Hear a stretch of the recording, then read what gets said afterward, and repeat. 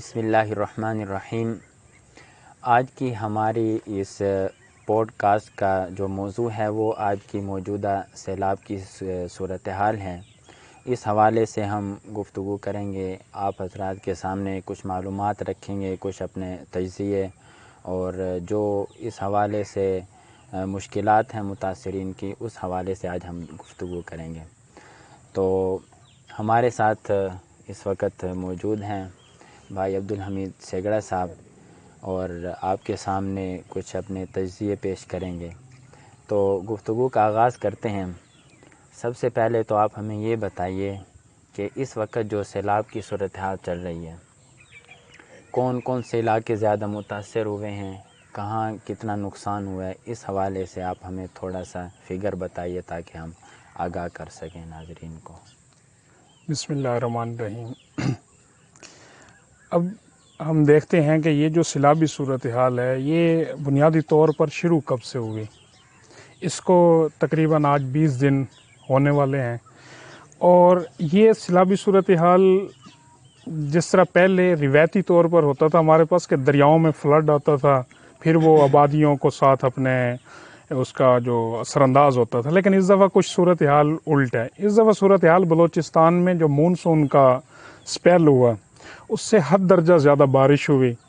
سیلابی جو صورتحال بنی وہ بارشوں کے پانی سے بنی، اور سب سے زیادہ جو متاثر ہوا آغاز میں تو بلوچستان ہوا، اس کے دوران پھر یہی سیلابی جو پانی تھا، اور ہماری جو بلوچستان کے ساتھ کی حدود ہے ڈی جی خان کی، یہ جنوبی پنجاب کا ضلع ہے اور ایک وسیع رقبے کے اوپر ہے۔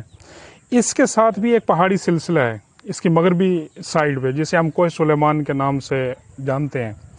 اب وہاں بلوچستان سے بھی زیادہ بارش ہوئی ہے، وہاں کوئی دریائی پانی نہیں پہنچا، لیکن جو آبادیاں دریا اس کی پہاڑی کے دامن میں تھیں وہ ساری کی ساری اس پانی کے بارشی پانی سے متاثر ہوئی۔ اب جو پہاڑی سے پانی اترے ہے وہ ڈائریکٹلی آبادیوں میں گیا ہے۔ آج سے اگر 20-25 سال پہلے کی وہاں کی آبادی کی ہم صورتحال دیکھتے ہیں تو وہ سمجھیں کہ آج سے 50% تھی، اب وہاں پر 100% مطلب لوگ آباد ہیں۔ اب پانیوں کا ایک مخصوص روایتی نالے بہاؤ کی جگہ اس تک جو ہے ہم آباد ہو چکے تھے۔ کافی عرصہ سے اتنی زیادہ بارش نہیں ہوئی تھی، اس طرح کی صورتحال نہیں بنی تھی، لیکن موجودہ اگر ہم نے جب دیکھا تو جہاں سے پانی ویسے قدرتی طور پر جو اس کے نالے تھے، جو قدرتی نالے کہتے ہیں، وہ بھی آبادی کی اس میں تھے۔ تو اس لحاظ سے پھر بارشوں کا سپیل بڑھتا ہو گیا۔ اب بلوچستان کی صورتحال ویسی تھی، پھر یہ جنوبی پنجاب، اس میں متاثر ہونے والا سب سے زیادہ ضلع جو تھا وہ جنوبی پنجاب میں یہ تھا۔ پھر اس میں چند ایک ڈی جی خان کی تحصیلیں تھیں، تحصیل توسا تھی، پھر رحیم اس میں راجن پور میں رجحان تھی۔ اس کے بعد یہ سلسلہ اب جو تازہ صورتحال ہے وہ سب سے زیادہ خطرناک ہے، وہ ہماری جو اپر ایریا ہے، شمالی علاقہ جاتا ہے، جس میں ہمارے پاس چترال، گلگت، سوات، وہاں سے جو اب فلڈنگ پوزیشن ہے وہ ہمارے دریاؤں کو متاثر کر رہی ہے۔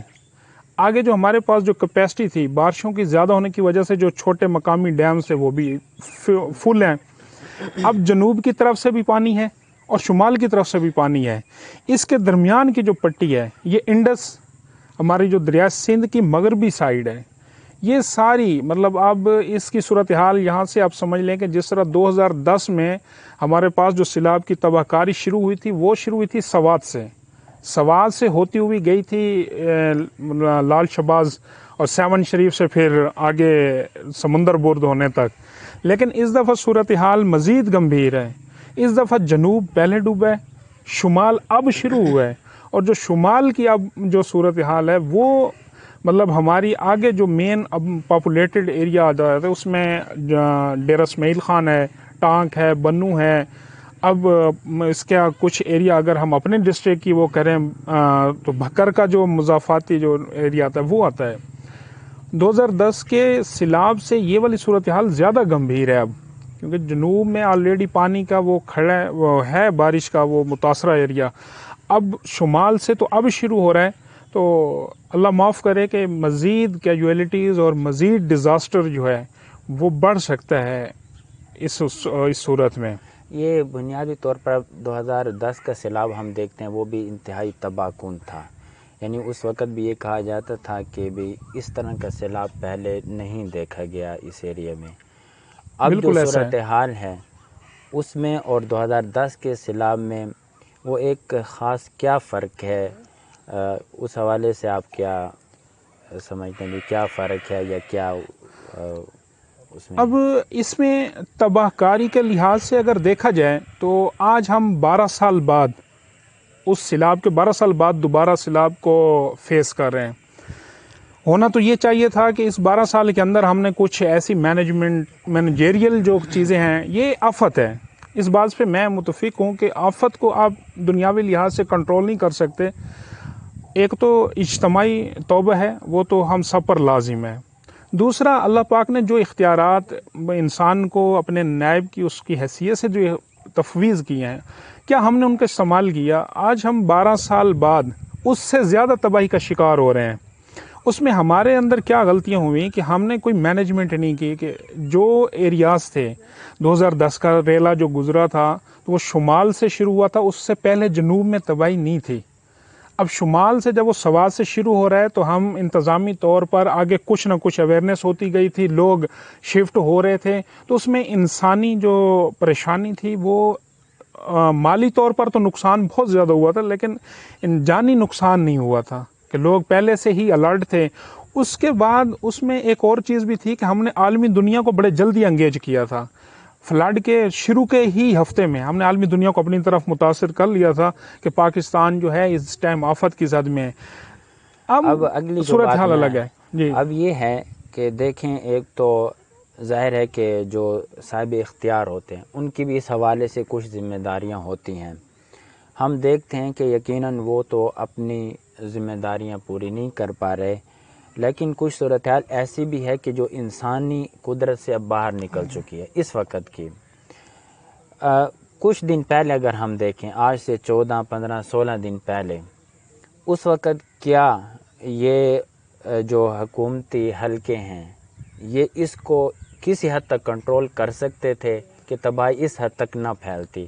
مثلا جس طرح ہوتا ہے کہ پانی کا رخ تبدیل کر دیا یا اس طرح کے کوئی اور اقدامات، لوگوں کو وقت سے پہلے ریسکیو کر لیا، کیا اس طرح کا؟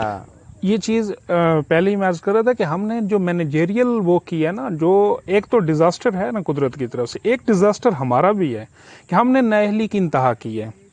اب ہوا یہ ہے کہ پچھلے چند عرصہ سے پاکستان کے اندر ایک جو تقسیم ہے وہ بڑھ گئی ہے۔ اب حکومتی اور انسانی تقسیم بہت ہو گئی ہمارے اندر، طبقاتی تقسیم جیسے یہ شروع میں نا ہم کتابوں میں پڑھتے تھے جب یہ تقسیم ہند کے حوالے سے تھوڑا بہت تاریخ میں جیسے کہ وہ ایک تفریق تھی ساری۔ اس کے بعد آج ہم دیکھ رہے ہیں کہ یہ جو ہمارے اندر جو پولیٹیکلی ایک سیکٹرزم ہوئی ہے، پاکستان پہلے ایک ہی چیز سے واقف تھا، وہ فرقہ وارانہ حوالے سے کہتے ہیں کہ جی انسان میں فرقہ وارانہ تقسیم ہے، لیکن اب فرقہ وارانہ تقسیم کا تو نام و نشان شاید بالکل نہ ہونے کے برابر ہے۔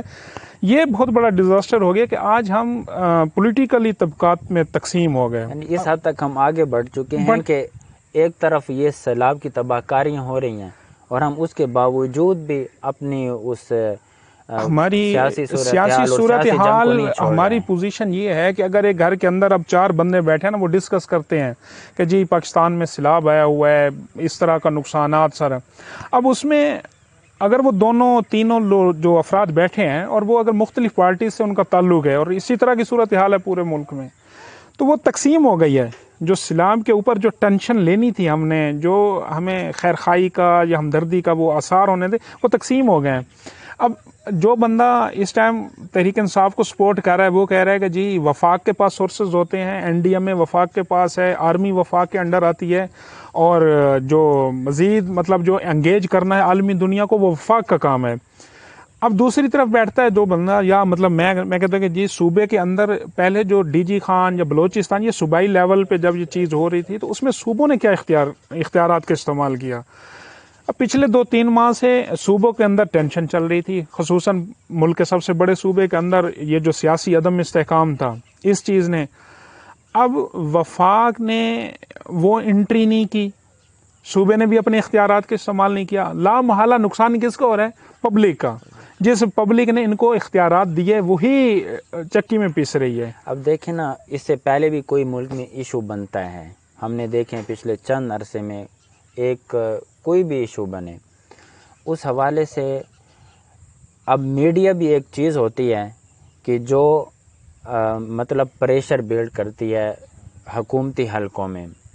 ایک ایشو کو جو نان ایشو ہوتا ہے اس کو ایشو اتنا بنا دیا جاتا ہے کہ پھر اس کو ڈسکس بھی کیا جاتا ہے، اس پر اقدامات بھی کیے جاتے ہیں. تو میڈیا کے حوالے سے بھی تو یہ ایک مایوس کن صورتحال ہے نا کہ میڈیا کیوں اس چیز کو ہائی لائٹ نہیں کر رہا ہے. میں ایک بات کی وہ کرنا چاہوں گا کہ ہمارے پاس جو خصوصاً ہمارا جس بیلٹ سے تعلق ہے، ہم جنوبی پنجاب سے اپنے آپ کو اٹیچ کرتے ہیں. اب جنوبی پنجاب کے لوگوں کے اندر ایک سوچ ہے، وہ کہتے ہیں کہ ہم اس طرح ملک کا حصہ نہیں ہے، مطلب تعاون جو ملکی گرانٹس اس حوالے سے کہ شاید ہمیں کوئی انسانی اس میں اسٹینڈرڈ میں نہیں شمار گیا جس طرح سینٹرل پنجاب میں یا اپر پنجاب میں جس طرح کی ڈیولپمنٹ ہوتی ہے یا جہاں جس طرح وہ اقدامات ہوتے ہیں. اب جنوبی پنجاب کا جو ٹوٹلی بیلٹ ہے یہ لینڈ لارڈز کے ہاتھ میں ہے. یہ اپنی برادریوں کے لیے، اپنی پگڑی کے لیے یا اپنے وقار کے لیے الیکشنز لڑتے ہیں، اس کے بعد ایوانوں میں بیٹھتے ہیں. ان کا کوئی سروکار نہیں ہوتا کہ ہمارے حلقے کی عوام کے لیے وہاں پر کیا لے کے جانا ہے. اب بنیادی طور پر کیا ہوا ہے کہ میڈیا کس چیز کو ہائی لائٹ کرتا ہے، جب جو پریشر گروپ ہوتا ہے وہاں کا. ہمارا جو جنوبی پنجاب کی جتنے بھی پولیٹیکل الیکٹیبلز ہیں، یہاں ٹوٹلی ہیں الیکٹیبلز، سلیکٹیو تو بہت کم لوگ ہوتے ہیں، تو وہ پریشر بلڈ ہی نہیں کر پاتے. اپنا مدعا جب وہ لوگ پیش نہیں کرتے. اب جو میڈیا ہے اس کے ہیڈ کوارٹرز ہیں وہ مین سٹیز میں آپ کو ملتے ہیں، یہاں ملتا نہیں ہے. اب اس کی کوریج کیسے ہوگی؟ اب اگر ایک بندہ ایم این اے لیول کا، ایم پی اے لیول کا، اگر وہ میڈیا کے ساتھ کنسر کرتا ہے تو میڈیا اس کو نیوز بناتا ہے. اگر میرے جیسا بندہ یہاں بیٹھ کے جتنا مرضی چیختا چلاتا رہے، میڈیا کے لیے اس کی اتنی ٹینشن نہیں ہوتی. ہماری نااہلی یہ ہوئی. اب میڈیا ہو گیا آج کل سپانسرڈ. آپ اس کو سپانسر کرتے ہیں تو وہ آپ کو ہائی لائٹ کرتا ہے، اگر آپ سپانسر نہیں کرتے وہ آپ کو ہائی لائٹ نہیں کرتا، چاہے وہ ڈیزاسٹر ہو، الیکشن کمپینز ہوں یا کوئی اور آپ کا کوئی ایونٹ ہو. اگر آپ اس کو سپانسر کریں گے تو میڈیا بطور ایک مارکیٹنگ ٹول کے اب یوز ہوتا ہے. اس کو ہم طبقاتی تفریق بھی کہہ سکتے ہیں نا. اب ایک بندہ ہے، ایک کوہ پیما ہے، وہ اس کی لاش گم ہو جاتی ہے، آرمی کا ہیلی کاپٹر جاتا ہے، کتنے ہفتے لگ جاتے اس کو ڈھونڈتے ایک ہیلی کاپٹر، ایک آدمی کی لاش. ٹھیک ہے، وہ ہمارا ایک اس وطن کا باشندہ ہے، ہونا چاہیے اس کے لیے. لیکن آج بھی ہم نے ایک حادثہ سنا ہے جو کل پیش آیا، 6 گھنٹے تک کوہستان میں 5 بھائی ایک جگہ پر کھڑے رہے، مدد کے لیے پکارتے رہے، حتیٰ کہ صوبائی گورنمنٹ کو بھی یہ اطلاع پہنچ چکی تھی. اور ان کا یہ بھی نہیں ہے کہ وسائل مہیا نہیں ہو سکتے تھے، ان کا ہیلی کاپٹر پہنچ سکتا تھا لیکن وہ نہیں آیا. تو یہ بھی اب ایک ہے سینٹرل پنجاب، اسلام آباد کے قریب کے ایریاز، اور ایک ہے ہمارا جنوبی پنجاب. اب یہ طبقاتی تفریق بھی ہمارے ذہنوں میں ہے نا. مطلب اب ضروری ہے کہ میڈیا کے سامنے کوئی پریشر گروپ آئے گا، وہ اپنا ایشو رکھے گا تو میڈیا اس کو ہائی لائٹ کرے گا. بالکل اس طرح تو پھر مطلب یہ ہے کہ ہم میڈیا کے حوالے سے بھی پھر یہ نہیں کہہ سکتے کہ میڈیا کسی کو صحیح کوریج دیتا ہے، کسی کو. میڈیا کی بائسنس یہ ہے کہ میڈیا کا جو لفظ استعمال ہوتا ہے نا وہ فری اینڈ فیئر ایک ٹرم ہے. میڈیا وہ لوگ ہوتے ہیں جو فری اینڈ فیئر ہوتے ہیں، ان کا کسی اس سے تعلق نہیں ہونا چاہیے. لیکن آج ہمارے جو مرکزی، جن کو پاکستان کی اب کریم صحافی کہا جائے، تو وہ ایک مخصوص حلقے کے ساتھ جب تک وہ اٹیچ نہیں ہوتے تو مطلب صحافت پوری نہیں ہوتی. ایک اور بات میں یہاں ایڈ کرنا چاہوں گا کہ یہ تو ہے الیکٹرانک میڈیا، لیکن جو بات میں نے محسوس کی ہے کہ سوشل میڈیا میں بھی اسی طرح پریشر بلڈ نہیں کیا گیا. اگرچہ ہم کہیں کہ اب سوشل میڈیا پہ چرچا ہے، وہاں پر شور مچایا جا رہا ہے، لیکن حقیقت یہ ہے کہ اگر اسلام آباد میں یا ساہیوال سیالکوٹ موٹر وے پہ کوئی ایک واقعہ ہو جاتا ہے تو سوشل میڈیا بھی چیختا ہے، چلاتا ہے. لیکن یہاں اس صورتحال میں سوشل میڈیا نے بھی مطلب آواز بلند کرنے میں بہت دیر کر دی ہے. میرے خیال میں یہ بھی ایک ہماری جو تقسیم بڑی ہے نا، اسی بات کو دیکھیں، جو تقسیم بڑی ہے اس میں یہ فیکٹر بھی ہے کہ ہم نے چیزوں کو اب مینج کرنا اور احساس کرنا چھوڑ دیا ہے. اب جنوبی پنجاب ہے، جس ایریا میں پہلے شروع میں یا بلوچستان میں وہ ہے نا، وہاں تو ضروریات زندگی کی چیزیں نہیں ہیں، تو وہاں سوشل میڈیا کا بھی اب ہم نے اس کو سیریس نہیں لیا.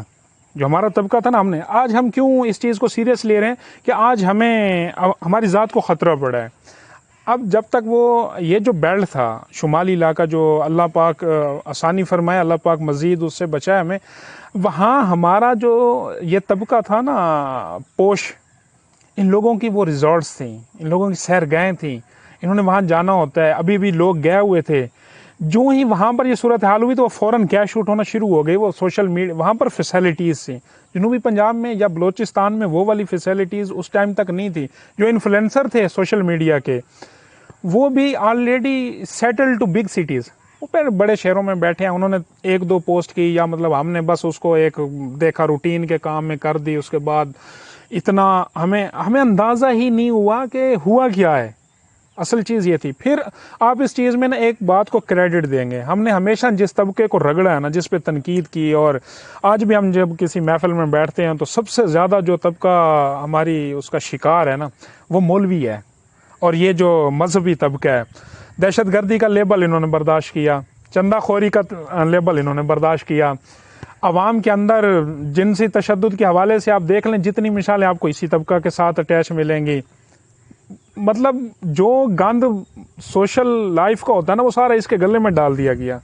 لیکن جیسے ہی یہ معاملہ ہوتا ہے نا، میں دیکھتا ہوں کہ اسلام آباد، تلا گانگ، چکوال، وہاں کے مولوی، وہاں کے مدارس کے جو سربراہان ہوتی، وہ سینکڑوں گاڑیوں کے ساتھ نکلے. اور ڈی جی خان کو اس لوگوں، انہوں نے یہ نہیں دیکھا کہ پانی کتنا ہے، وہاں جانے کا راستہ ہے نہیں ہے، کوئی وہاں پر ہمیں مطلب کس طرح کی. اب دیکھو، جو بندہ اس سیلاب کے اندر سیلاب کی سچویشن میں جا رہا ہے، ظاہری بات اس کی اپنی جان کو بھی خطرہ ہے، مال تو الگ نہیں. تو یہ ایک فیکٹر جو پازیٹیو چیز تھی. اب دیکھیں نا، سیکولر سیاسی پارٹیاں بھی ہیں، ان کے پاس اتنے وسائل ہوتے ہیں، ایک ایک جلسے پہ کروڑوں اخراجات لگاتے ہیں، تو ان کی طرف سے بھی ابھی تک کوئی رسپانس نہیں آیا. جبکہ دوسری طرف مذہبی جماعتوں کی طرف سے بہت اچھا رسپانس ہے. اس حوالے سے ہم انشاءاللہ اگلی پوڈ کاسٹ پہ تفصیل سے ہماری بات کریں گے. بالکل اس کے، کیونکہ ہم نے جو آج کی اس میں نہیں کہ ہمارا تھوڑا سا یہ تھا کہ اس پہ ڈیزاسٹر جو ہوا ہے. اب مذہبی جو تنظیموں نے جو کام کیا، اس میں مطلب چاند ایک کا نام ہے، اگر کسی کا نام رہ جاتا ہے اور انہوں نے ورک کیا تو ہم معذرت بھی کریں گے، کیونکہ اتنے ساری اگلی اس میں.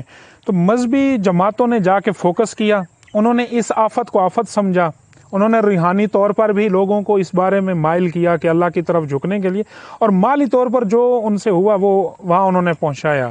ہماری کوشش ہوگی کہ اگلی اس کے اندر جلد ہی لوگوں کو، کہ وہاں پر جو بحالی کی جو ایکٹیویٹیز ہیں یا لوگوں کی خیر خواہی کی جو ایکٹیویٹیز ہیں نا، وہ کس نے کتنی کی ہیں اور آج تک کی کیا صورتحال ہے.